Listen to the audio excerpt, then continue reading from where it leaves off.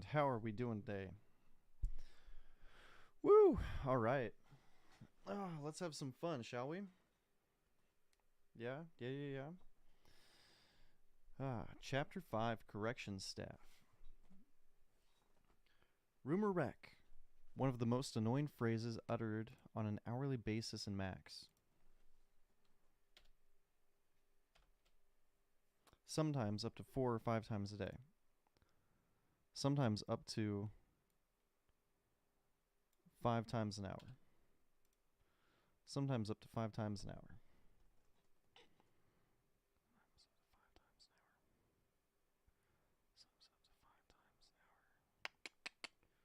Rumor wreck.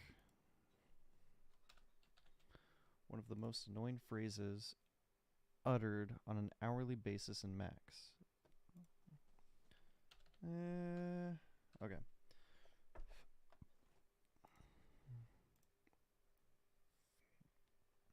When the group that was out heard the rumor wreck shout, they moved to get locked in their cells or the rec yard. This shit out happened for many reasons. Most of them involved moving an inmate. Anytime someone had court, a professional visit, a mental health meeting, or a dozen other things, they had to get shackled up so they couldn't hurt anybody. This was only in Max. General population didn't have to be shackled for most of their meetings.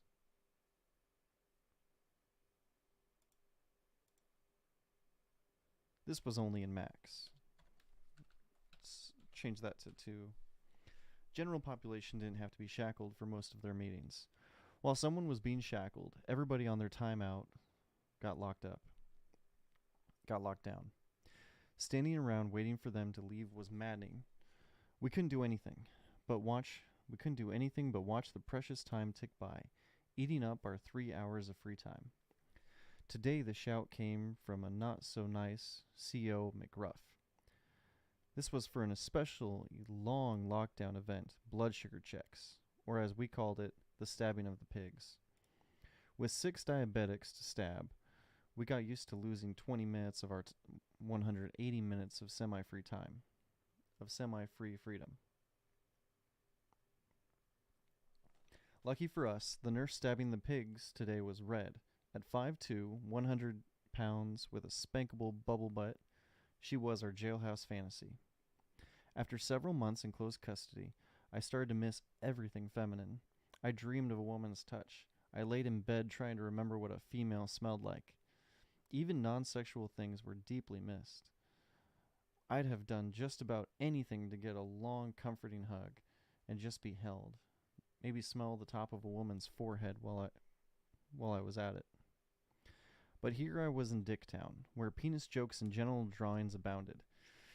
It got to the point where even just the presence of a female was comforting.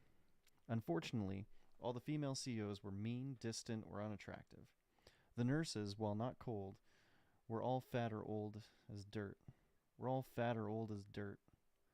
Red was the sole source of feminine energy that perked up my day and filled my fantasies. She may only be a 7 now in the world, but she was a jailhouse 10.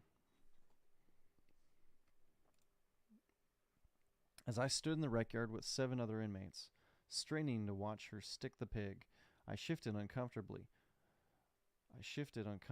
hoping no one noticed my hard-on. After being denied for so long, you could make me burst with just a look. Autist was the first to speak. Why don't they have any Asian nurses? Of course you'd ask that, you weird little anime nerd, shot back Jackson. I'm just saying, said Autist. Asian. There was a pause before everyone realized that was all he had to say. You're crazy, I said. She's great. You're only saying that because you're in jail, replied Jackson. She ain't got no body. Hey, I shouted, respect Red and shut your goddamn whore mouth. 2 seconds ticked by before Gramps in his old man cadence said, if the mouth is a whore, shouldn't it be open? It was so funny and absolutely unexpected coming from him that everyone in the rec yard just about died laughing. A bang bang bang killed our laughter. It was McGruff on the rec yard door. Don't fucking harass the nurse. We weren't even talking to her, and we're behind a locked door, but no one was about to argue. It was always better to agree with the CO or stay silent. I stayed silent while Jackson nodded stupidly. Yes, sir, boss. No fucking boss, yelled McGruff. Boss was an acronym inmates called COs.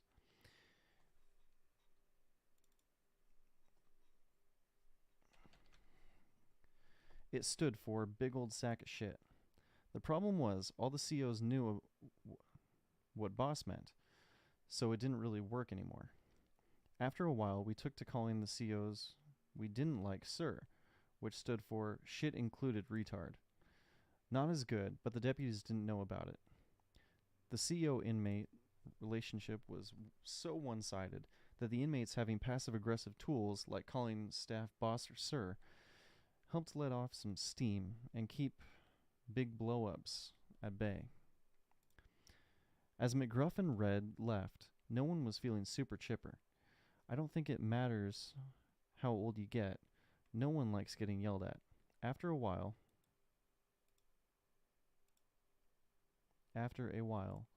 with no ability to stop the yelling or any means of retaliation, it started to affect your mood.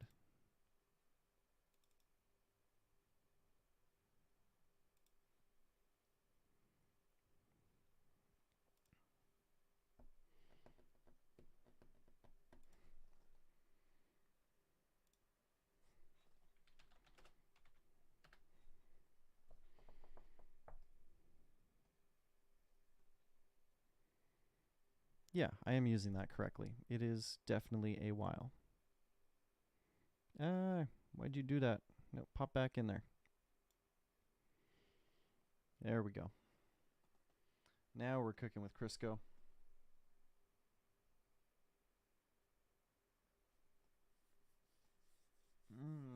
Scratch the nose. Drink some water. Hope everyone else's writing is going well today. As McGruff and Red left, no one was feeling super chipper. I don't think it matters how old you get. No one likes getting yelled at. After a while, with no ability to stop the yelling or any means of retaliation, it started to affect your mood.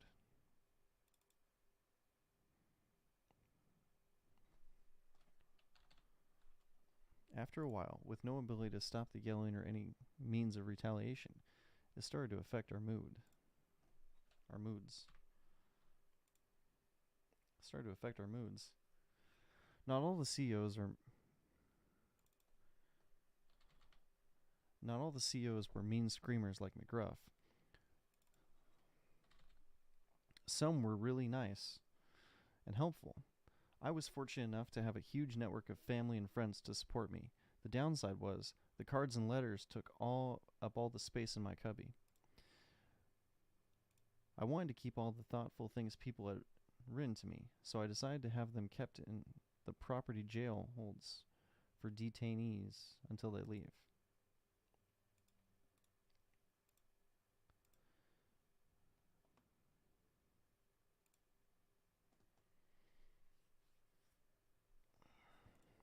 The first CO I asked for help with this told me he didn't have time. The second said he didn't do that. When I asked who did, he said, I don't know, I just work here. I just work here would turn out to be a popular response to most of my questions, given to me by several COs. The third guard I asked was Tom. We called him Tom the Turtle because wearing his vest with his big body and much smaller limbs, he looked very turtle-like. Unlike the other deputies, Tom the Turtle looked me in the eyes, listened to me, and was helpful. Oh, sure, I can do that. Give me some time and I'll grab him from you in a little bit. And the turtle was as good as his word. Once I figured out who the kind and helpful COs were and made an effort to only interact with them, my incarcerated life got way easier. My incarcerated life got much easier. Way easier? Got way easier. Got much easier. My incarcerated life got much easier. I sat watching my cellie closely. He just found out that because his mom was a witness in his case, the court wasn't going to allow him to have any contact with her. His mom was his only family and support.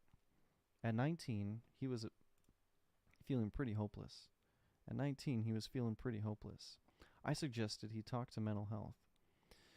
Maybe they could offer support or even suggest supervised contact with his mom so he could at least hear her voice.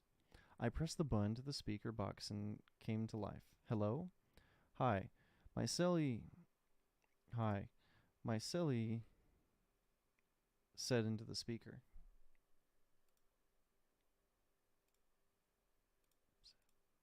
No, into is correct. Stop trying to make me second guess myself, you Google Word doc. I'd like to talk to mental health, please. Are you suicidal?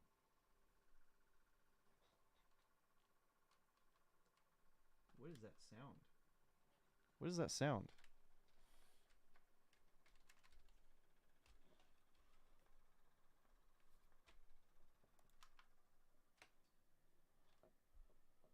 Why is the fan making that sound?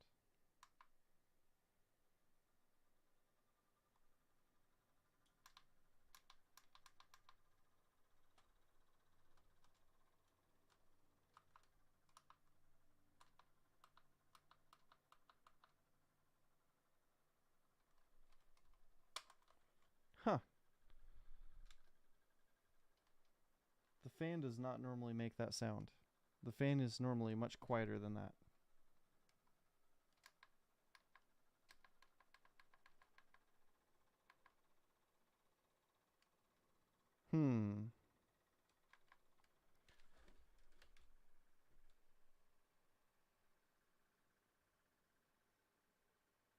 That's so weird. All right, hang on.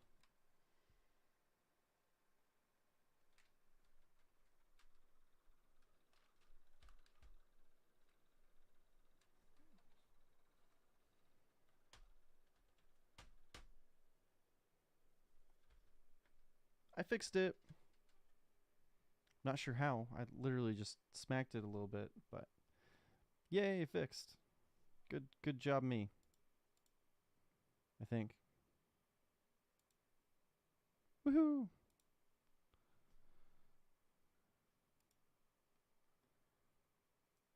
Sale, 30% off Streamlabs Prime today. Dropped frame detected. Okay, well, that's okay. All right, let's get back to it, shall we?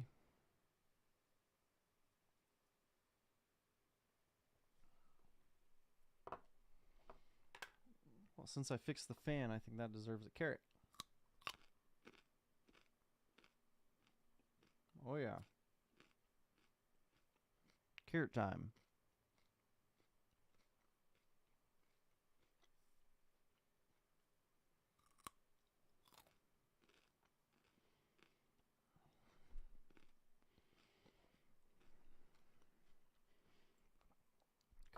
Carrot.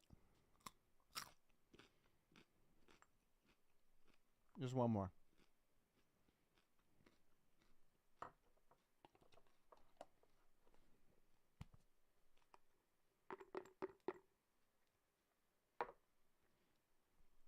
This is for all the weird ASMR people out there.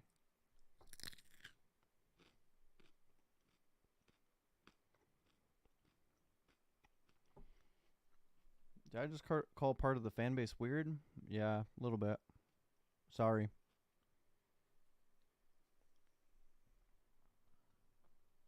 Water time.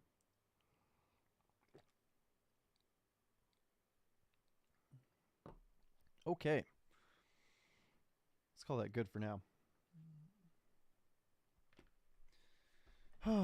Okay. Back to the chapter. Chapter 5. He pressed the button. The speaker box came to life. Hello? Hi, my silly said into the speaker. I'd like to talk to mental health, please. Are you suicidal? No. It sounded like he wasn't sure. Then fill out a medical kite. Oh, okay. Could a guard maybe bring me a medical kite to fill out then? Please? First off, we aren't guards. There are no guards here. Guards protect things of value. He said value slowly, making sure it was understood that we had none. If I'd have been faster, I'd have told him the judge said I was worth $400,000. Second, you can get a kite during your timeout. That's a good quote. I'm going to post that to Twitter. Copy.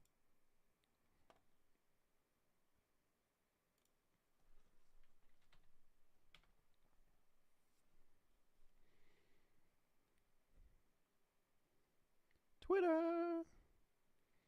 Hello, Twitter. Oh, you are beautiful today, aren't you? Yes, you are. Look at you spinning around all beautiful like that. Your shapely curves, your circles.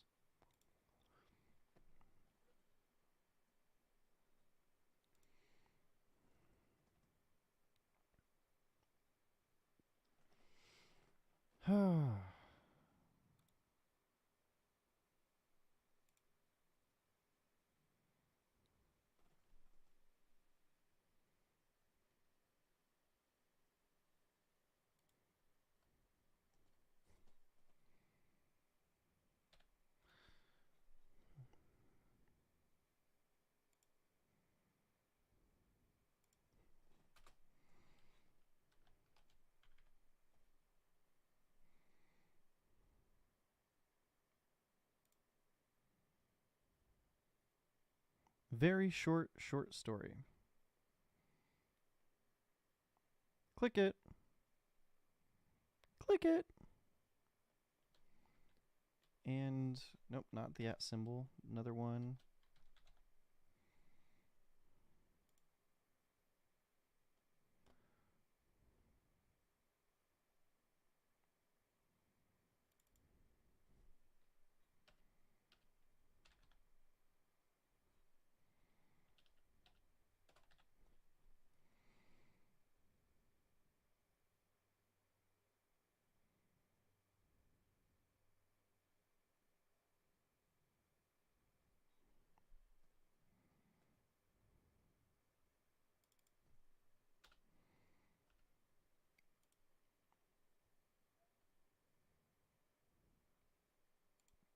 And tweet.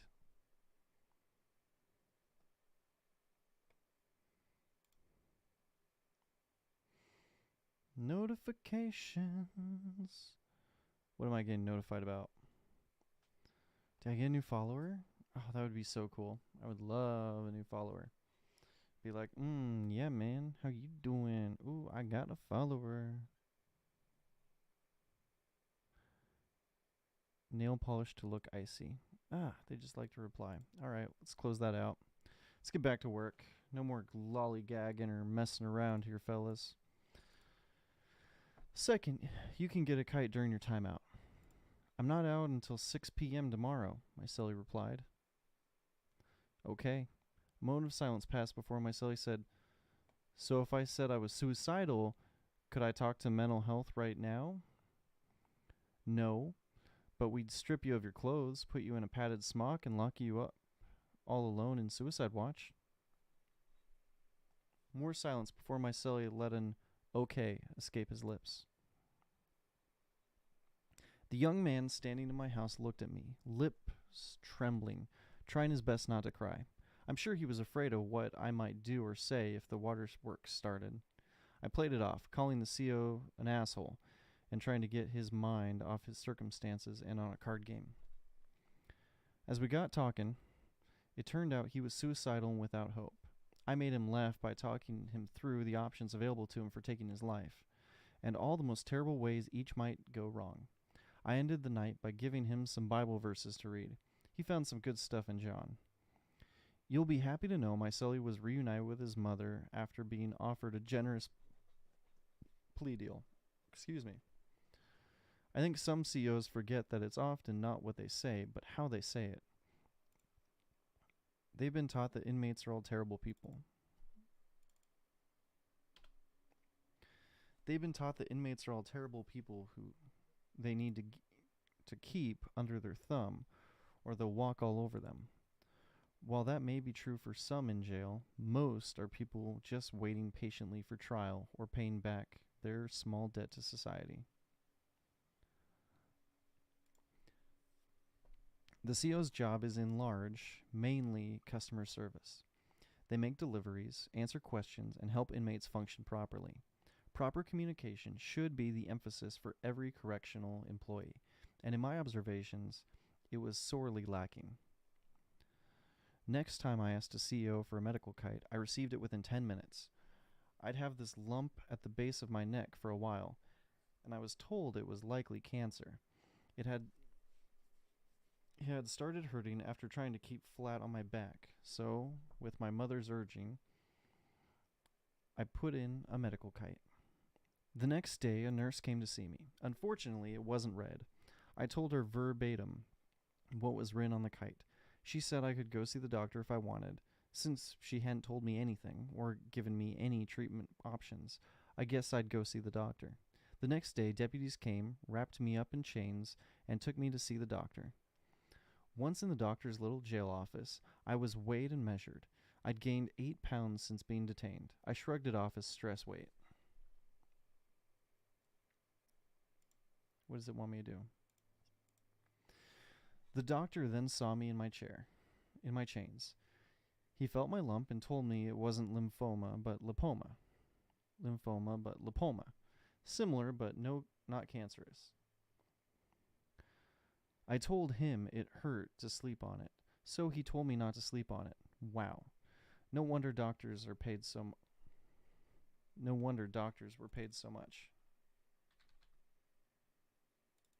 Were paid so well. I asked if there was anything he could do. He said no because it wasn't medically necessary. Our entire conversation probably took 3 minutes. A few days later, I was surprised when I got a bill for $10 citing the doctor's visit. I felt a little ripped off. I never got a good reason why the jail's medical couldn't charge my insurance. Forcing people to pay out of pocket for all of their medical needs, especially those requiring insulin or expensive medications, when they have insurance that covers their needs seems wrong.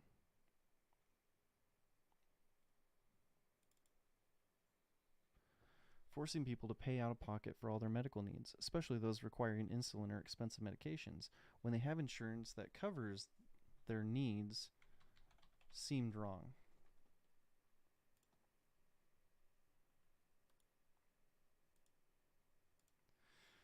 The best time and place to ask the COs for anything was at the door to the pod during our timeout, when the deputies did their hourly walkthroughs. Juanita, a grumpy and lumpy woman in her early 50s, was at the pod door today. Most female COs seem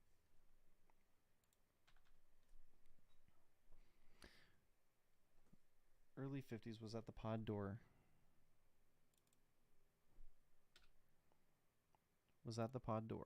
Most female COs seemed to be in a constant state of irritated anger.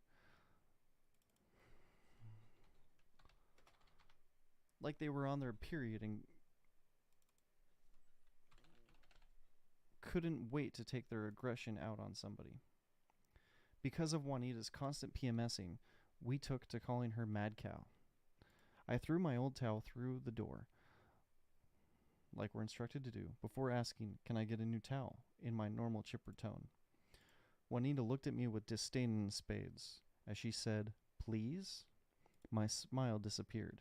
My lips were a straight, unmoving line as I stared her down. 5 Mississippis passed as we faced each other before she finally threw a towel at my face. "You know, please goes a long way."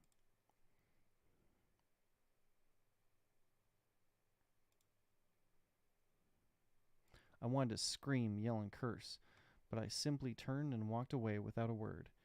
How some of the COs talked down to inmates was infuriating. Inmates are adults and should be treated as such. At this point, I had been incarcerated for nearly 5 months. I was in a position where I had to ask for soap, towels, garbage bags, and toothpaste. That meant I was asking a deputy to give me at least one of these basic essentials multiple times a day, every day of my life. Inmates shouldn't be made to beg every time they need an essential item. They should be able to get what they need and go about their day. After being talked down to and made to feel inferior for such a long period of time, I can understand why some inmates turn violent.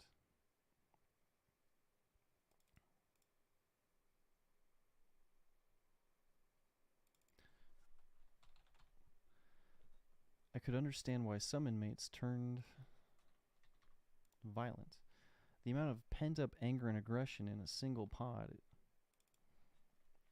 was staggering. Not long after Juanita's pleas, which happened several times with other COs as well, I was standing at my door, looking at the TV when a deputy walked past. He stopped and said, "So I hear you have a hunchback." Not what I expected. What? Yeah, a big growth on your back? I think he was hoping I'd show him. Wait, so you guys know what's going on with us medically? He gave a shrug. Sometimes. Isn't that against HIPAA? HIPAA is the Health Information Protection and Privacy Act. He stared a moment before saying no and walking away. Now the CEO wasn't the one I gave my medical kite to, nor was he at the doctor's office, so someone told him about my medical condition. Apparently, doctor-patient confidentiality didn't exist in jail. I'm going to decapitalize doctor there. In my opinion, the deputies shouldn't be looking at any inmate's private medical details. They should simply turn the kite in to the medical professional. I talked with Leprechaun and we decided to put a kite in to address possible HIPAA violations. The response back to us was that if we didn't want COs to read our medical kites, then we should tell the CO not to read it when we hand it to them. Super not helpful, by the way. Yeah, telling a CO not to read something is going to make him read it. I awoke feeling groggy. I got up and made lukewarm sink coffee. Staring at myself in the mirror, I began questioning my appearance. 5 months without any sun made my skin pasty white. I had bags under my eyes. I started questioning if I was oversleeping, because I definitely didn't lack sleep. 5 months of growth and no beard oil available left my face looking quite caveman-like. I decided I'd have to shave before trial. As trial was approaching after being incarcerated for 5 months, I set to cleaning up the scruff. Since we only received a single-blade disposable razor twice a week, I thought it best to shave my wild beard in stages. I set about having fun with it, shaving the center of each cheek, with thick mutton chops going all the way to my chin. I was the center of a conversation. Next, I had the Hulk Hogan beard, which left me calling everybody, "Brother!" After that, I had an insanely long soul patch with a decent mustache. By this time, everyone in the pod was waiting to see what my facial hair might look like next. Finally, feeling a little mischievous and wanting to have some fun, I took everything off. Everything except for a little 3-inch patch under my nose. I figured for once in my life, I had no one to impress, and I'd get some shocked looks and laughs. People gave me a lot of laughs and whoa or no way. Often the conversation went, "A Hitler stash? Are you crazy?" Let's capitalize no way. People gave me a lot of laughs and whoa or no way. Often the conversation went, "A Hitler stash? Are you crazy?" And I'd respond, "I'm just a really big Charlie Chaplin fan." Needless to say, I was a big deal, and I loved the attention. Passing a heroin addict in his room laying in his own excrement, I saw McGruff at the same time he saw my little stash. My little mustache. "What the fuck is on your face?" A mustache. I thought it was obvious." "You shave that shit off your fucking face." I wisely walked back to my house in silence. Who was he to yell and curse at me like that? And who was he to tell me I couldn't have my facial hair any way I wanted? They already told me what to wear and how to wear it, but I'd be damned if I let them control my whiskers. It was Friday. I'd planned to shave it off Monday, but as an act of defiance, I kept it for 2 more weeks. Several COs made comments, but none as aggressive and rude as McGruff. Every time the pod door opened, I'd run to my window to see if it was McGruff so I could stare at him and he could stare at my mustache. Jackson and his cellie played a lot of rummy in their house. Hang on. Rummy versus Rummy. Pretty sure it's spelled Rummi. Rummy game. Nope. It is Rummy. Card game rules. Okay, had it right the first time. Good deal. Jackson and Sally played a lot of rummy in their house. Neither was much of a reader, and they could play rummy for hours to pass the time. They often played at 10 to 10,000, which if you know rummy is an insanely high score, ensuring a long game. Stone was one of my favorite COs. You could tell he was the class clown, but along with joking around, he was always ready to listen and be helpful. When Stone did his walkthrough, he'd always stop at Jackson's house and ask who was winning the rummy. He'd often exclaim things like, "You're letting him win, huh?" Or, "Why you getting beat so bad, bro?" He was how we wished every CO was. One day, Jackson and his celly started arguing with Stone about who was actually winning. Stone ended the competition by saying, "You know who I think is really winning? Me, because I get to go home to my wife." I don't think he had any idea how much his joke hurt, especially Jackson's celly. He had a wife, kids, and he didn't need a reminder that he wasn't able to spend time with them for who knows how long. Even the best COs can forget their place and take a joke too far. In addition to having a lot of power over the inmates, COs get to enjoy freedoms the incarcerated people don't need to be reminded of. Nothing incites a flooding of cells like a deputy walking into the pod eating an ice cream cone. That happened twice. And yes, a cell was quickly flooded. That's true. And flooding a cell is messy. It takes forever to clean up.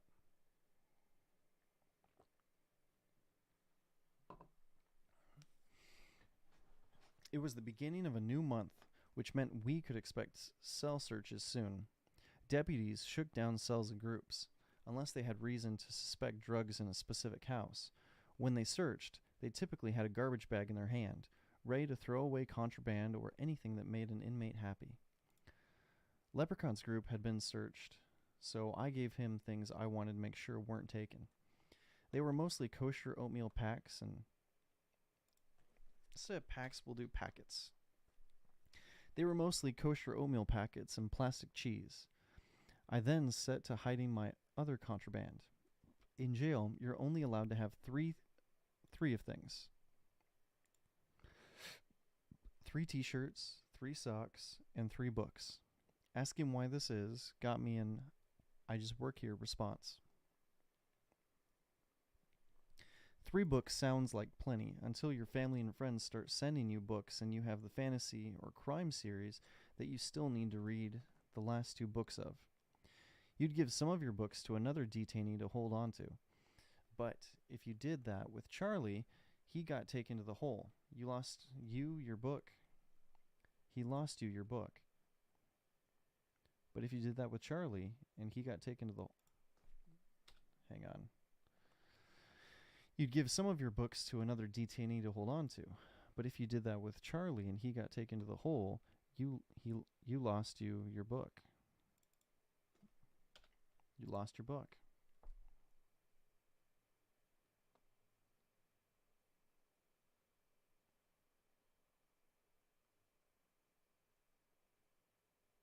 Now you'll never learn if Pippi and Pony ever avenged the death of her half-brother's lover.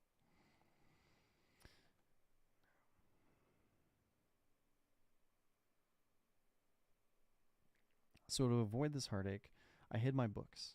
The place COs never found them was under the bunk, behind the bottom cubby. The downside was, the books were hard to get to. I had to use a broom.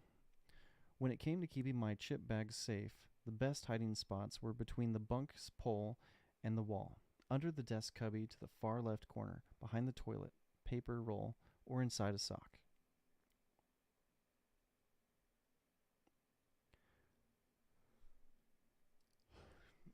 I didn't really want to lose my shower head, so I kept it in my pocket. Condiments I hid in a chip bag.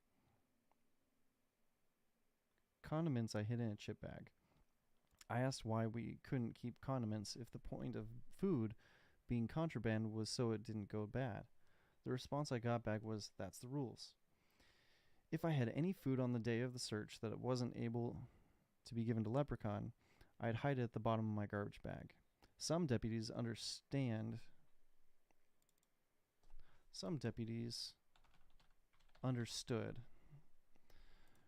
that what they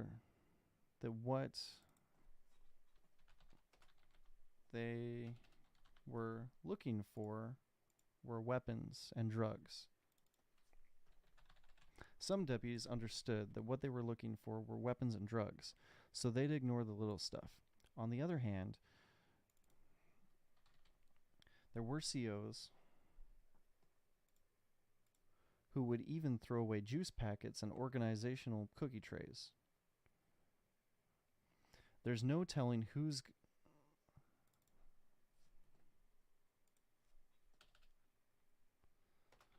There was no telling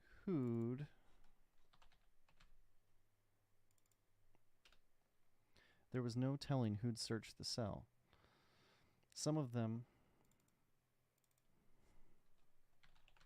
would even throw away your origami animals.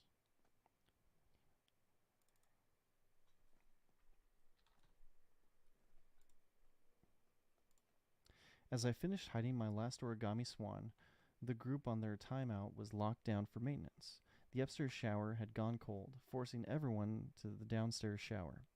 8 people sharing one shower when you only have 3 hours was incredibly frustrating. More than once, someone didn't get a chance to wash. Plus, the added traffic to one shower made it quite gross.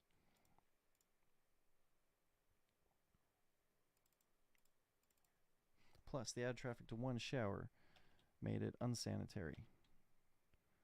Made it incredibly unsanitary. Made it unsanitary. Unsanitary. Plus, the added traffic to one shower made it unsanitary.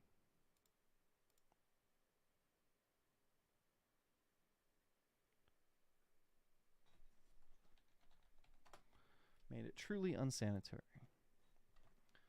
Truly unsanitary.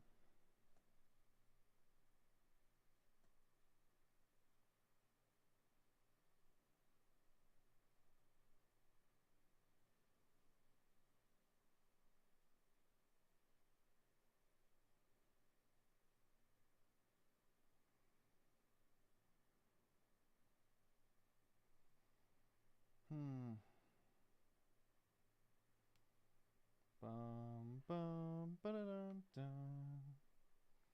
dun dun dun dun dun dun. While we were excited to get the shower back, the maintenance work was eating into a lot of groups' free time, leaving some with only half to a third of their time out. The shower being right between my and Jackson's houses made some of the work super noisy.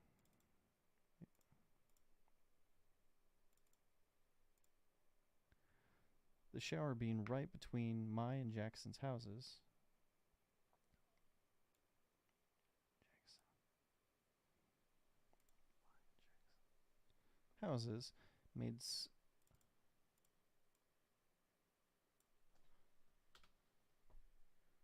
made the work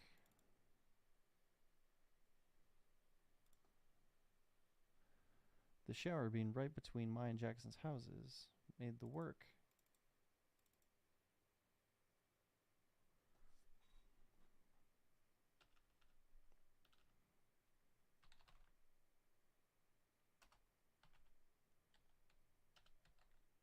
amplified within our living space.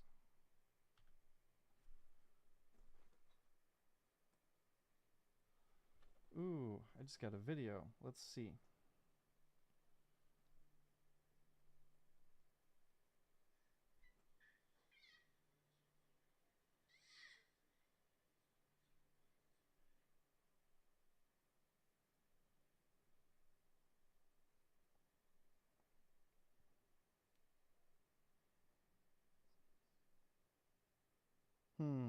All right, hang on. Do do do do do do.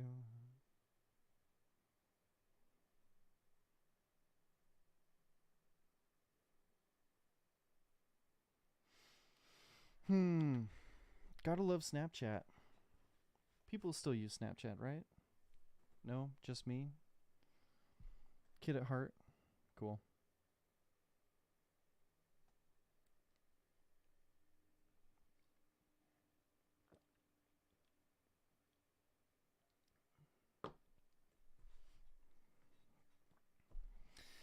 The added traffic to one shower made it truly unsanitary.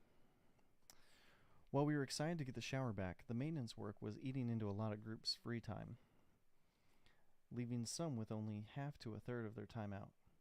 The shower being right between my and Jackson's houses made the work sounds amplified within our living space. We heard every word they said. Can't believe we have to repaint the floor. It's like, why? Second handyman. What we should be doing is painting a bullseye on the ground. No, what we ought to do is castrate all these rapists and murderers in the court of correction staff, innocent until proven guilty, didn't exist.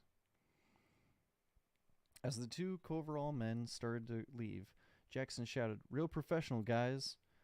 The two men looked at each other and mumbled back and forth in a mocking tone. "Oh, real professional, super professional, we're professional, crazy professional," as they walked out of the pod. Yep, incredibly professional. Doing my best to ignore Dumb and Dumber, I turned to my playing cards. I decided to open up with the worthless deck Mr. Hell's Angel had left me. In his psychotic state of schizophrenia, he'd bent every single card in half both ways.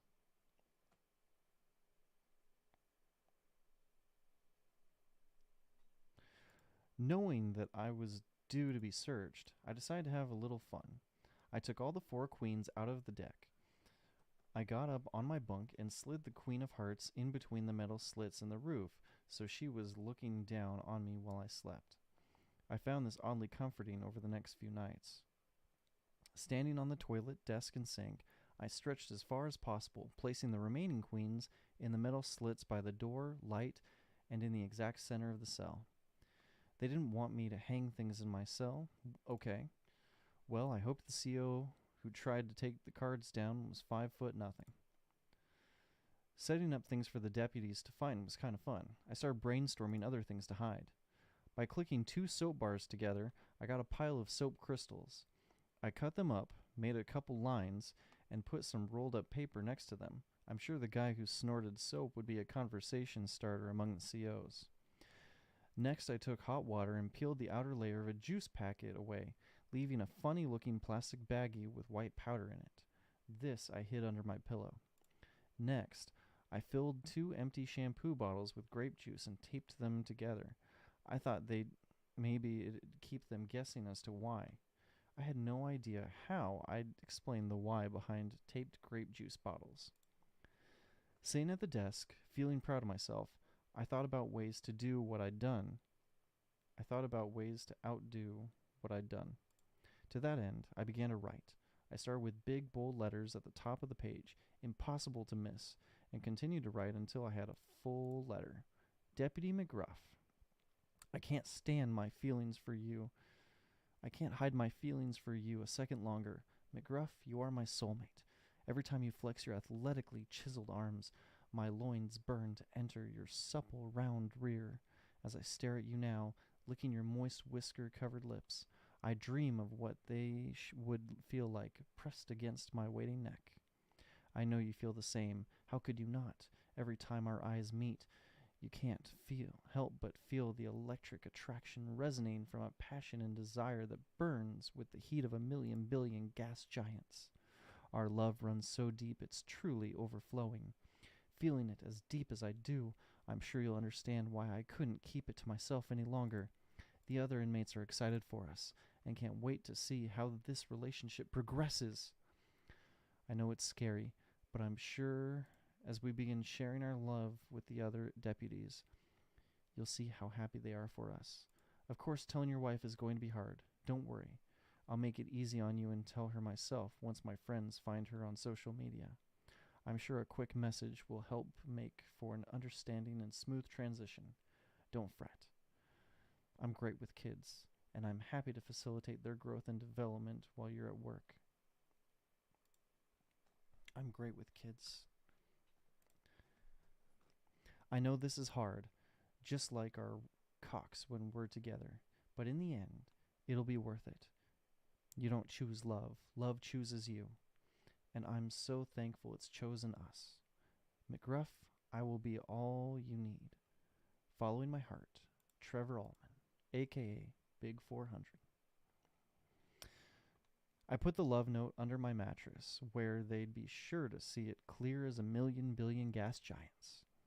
When the search finally came 3 days later, I was honestly disappointed McGruff wasn't the one conducting the shakedown. As I re-entered my house, I found the Queen of Hearts crumpled up in the toilet. The 3 other cards were left alone. I assume because the CO couldn't reach them. Either that or they didn't look at my ceiling. The soap lines had been wiped off the desk. The paper, baggie, and love note were all gone. I assumed the love note would make its way to McGruff. That thought gave me a smile. I'm pleased to announce no real contraband I cared about was taken in the search. The next time McGruff came into the pod, as much as I tried, he refused to look my way. It's like he was trying his hardest to refute our burning passion.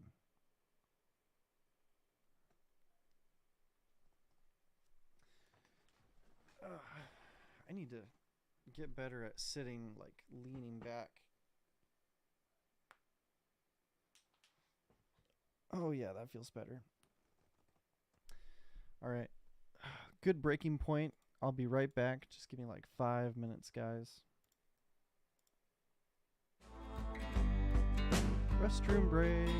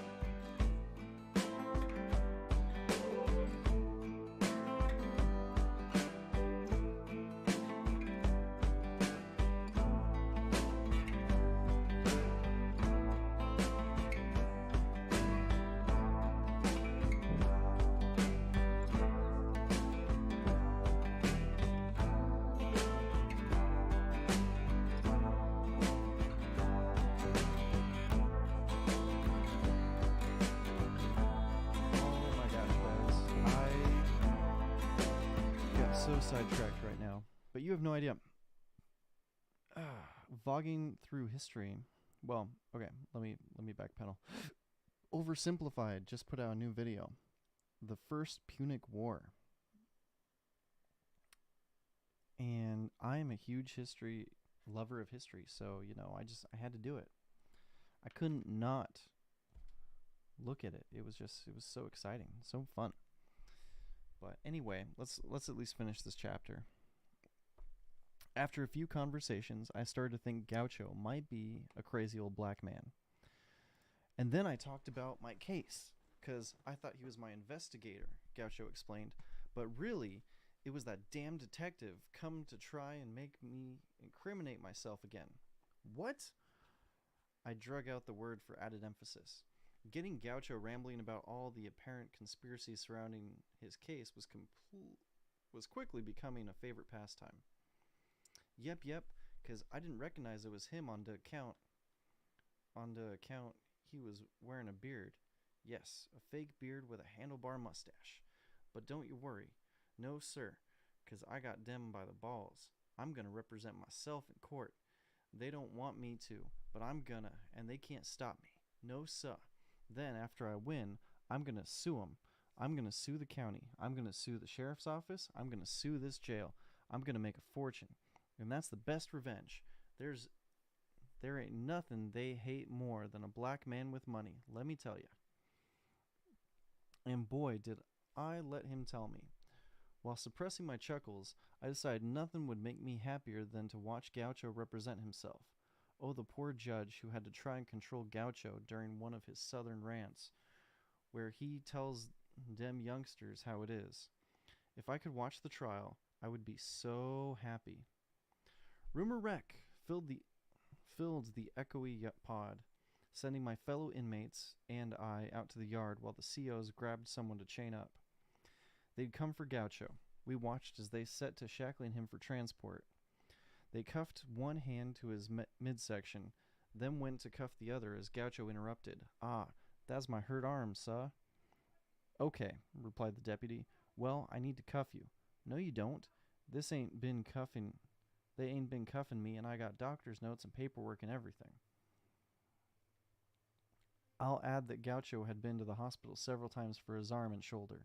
The deputies had never cuffed his hurt hand before. He couldn't do anything with it anyways.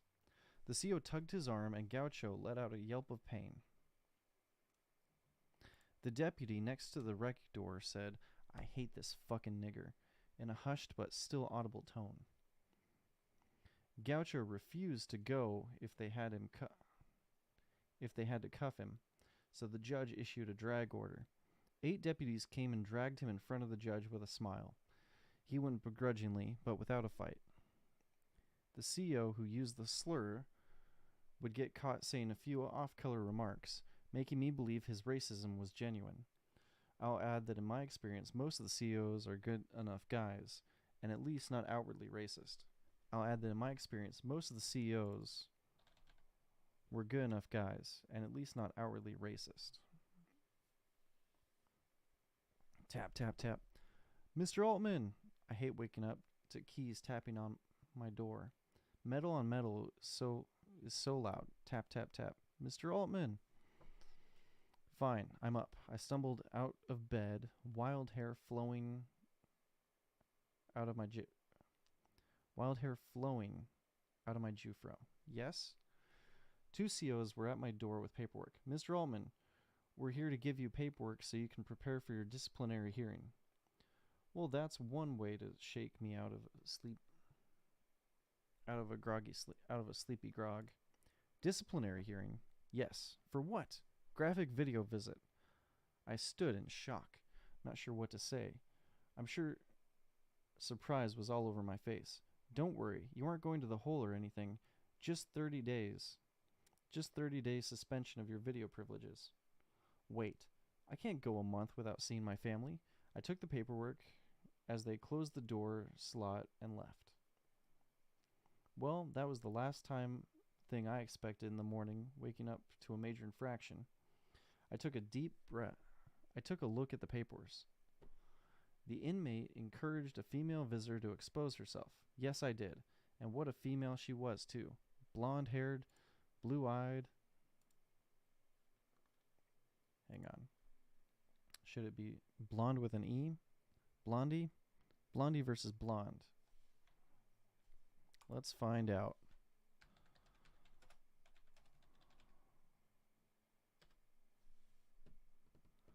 Blondie and blonde essentially mean the same thing. It's just that in French, blonde is the masculine form, both as a noun and adjective.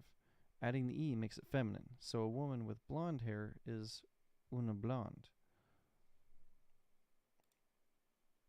Both blonde and blonde are correct, though which is best to use depends on the circumstances. In clear terms, blonde is an adjective used for masculine nouns, while blondie is only attributed to female nouns.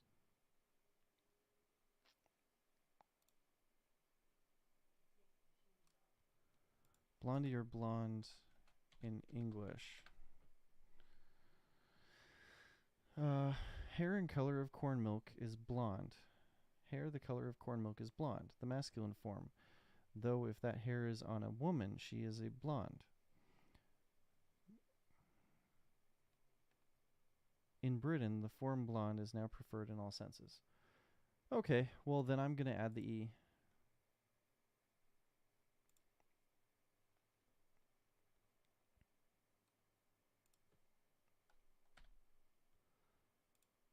Blonde-haired, blue-eyed beauty with blonde-haired, blue-eyed beauty with an ass for days.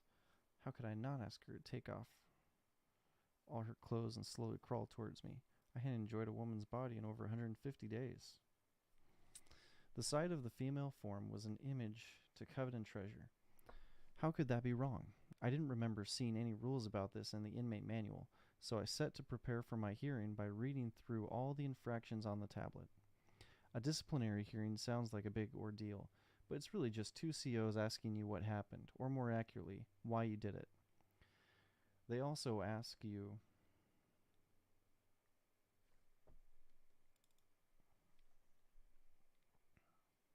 so I set to preparing. A disciplinary sounded like a big ordeal, but it was really just two COs asking you what happened, or more accurately, why you did it. They also asked you the questions right in the middle of the pod where all the other inmates could hear. Given the nature of my infraction, I didn't appreciate that. I explained to the deputies, I guess my infraction wasn't worth a sergeant's time, that the manual didn't say that what I did was an infraction. Yes, it does, replied the deputy. No, it doesn't. Yes, it does. Okay, I replied. Can I show you the manual? Sure. I brought up the manual and showed that the only examples of video visit misuse were things like sharing your PIN and allowing others to make visits for you. This isn't the updated manual, was the response I got. Well, it's the only one we inmates have. Well, you still did it. I didn't know it was a major infraction. Well, you should have been aware of it. How could I have been? It's not in the manual. It's still video misuse. I don't think enjoying the image of my significant other's body is a misuse of the video visits, and I don't think I should get in trouble for something that isn't even in the manual. The deputy gave a sigh. Will you sign the form saying you understand the infraction? No. I also don't think I should get no visits with my family for 30 days. I also don't think I should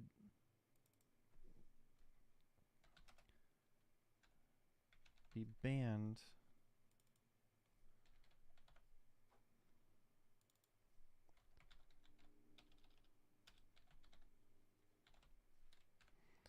No, I also don't think I should be banned from visiting with my family for 30 days for something not listed as an infraction. 30 days is standard. This isn't a standard situation, and 30 seems excessive. 7 or 10 is more than sufficient. 30 days is standard. We stared at each other for a moment. Clearly, nothing I had to say mattered. Are you going to sign this? He asked. You don't have to. Oh, so now it doesn't even matter what I do. If it's the same outcome regardless of if I sign it, then I won't. I wasn't signing it out of spite more than I wasn't signing it out of spite more than anything. Jail is a true bureaucracy, but it never favors the inmate, even when the inmate discovers that the I hasn't been dotted and the T stands uncrossed. 30 days without seeing my family, friends, or my daughter was extremely difficult and depressing. I'd have rather gone to the hole for 3 to 10 days, as you do for most infractions. I would have given up all my other inmate rights for a chance to see my child. I would have given up all my other inmate rights for a chance to see my child. My cell was being taken to the hole. My cellie was being taken to the hole, giving me the house to myself. Ooh.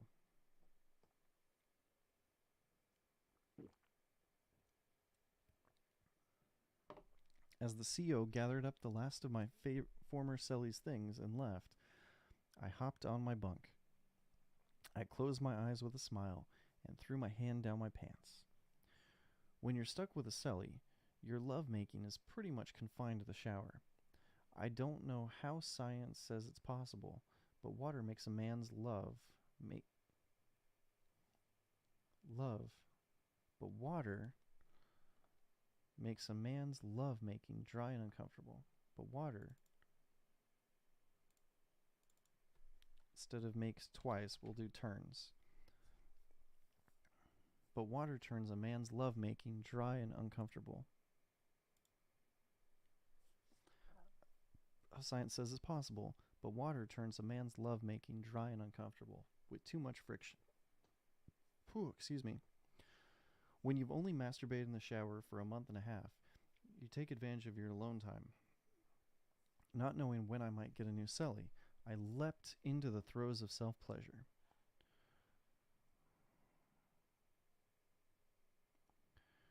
When you only have your sexual imagination to work with, you'd be surprised the things your mind throws your way.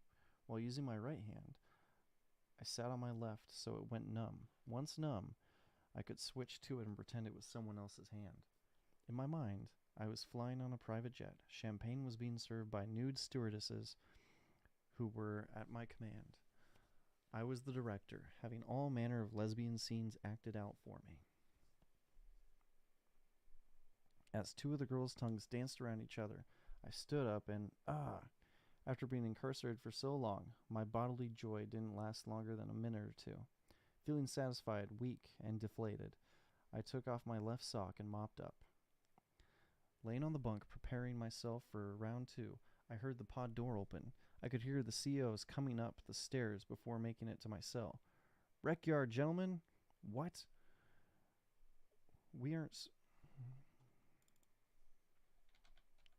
We weren't supposed to be searched now. We were always searched before, after, or in the middle of our time out. Walking to the rec yard with the other inmates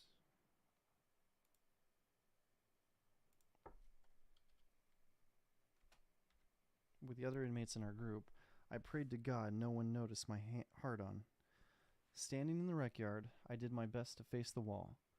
Why do you only have one sock?" asked Gramps. I looked down at my one bare foot. "Just wasn't ready for a search," I replied sheepishly. He let it go at that, and I did my best to ignore the other's looks. As my junk cooled down, I started thinking about what else they might find in my room. Does a jizz sock somehow count as contraband? I was pretty sure there was something in the manual against storing bodily fluids. As I returned to my cell, I found the CEO who searched my house oddly quiet. There, in the middle of my cell, was a still fresh, love-covered sock. It had been relocated from the bunk to the floor. The rest of my house seemed untouched, like the deputy stopped the search after his first find. This was so good, I couldn't help but share what happened with my group. Later, Jackson said to one of the COs, "So I heard you found a surprise in 26 house." The deputy's face went red as he quickly said, "Oh, that wasn't me," and left. I swear, some of the COs never talked to me the same way again. Our interactions became far more abrupt. I considered this a happy accident. Bum bum bum bum ba-da-dum-ba. Ah, good deal. that is the end of chapter 5. We will start chapter 6 in a little bit. I've got my next live stream scheduled for 7 o'clock. For now, I've got some things I have to take care of, not on video with all of y'all watching. Have a fantastic rest of your day. As always, work hard, play hard, and have fun.